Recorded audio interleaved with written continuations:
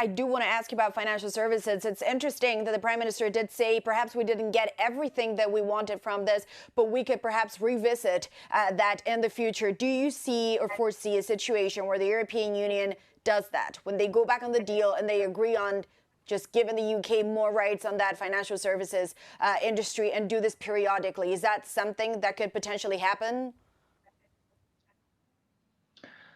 The European Union and the United Kingdom will now form two separate markets, two distinct regulatory and legal spaces.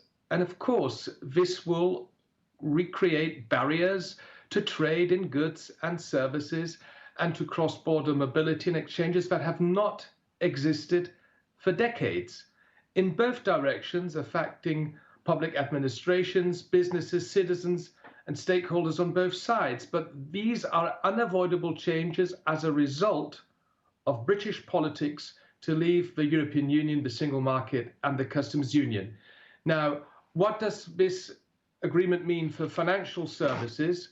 Well, this agreement covers financial services in the same way as they are generally covered in the European Union's other free trade agreements with third countries.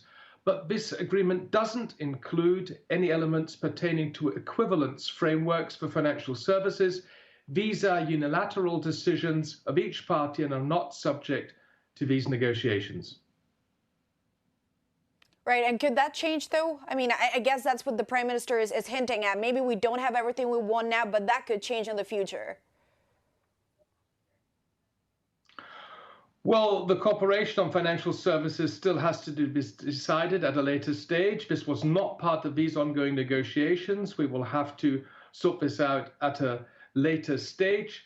In the moment, the European Union is still not in a position to finalize its assessment of the UK's equivalence in the 28 areas of the questionnaires which have been sent to the British side. So we will just have to wait, and this might take a little longer.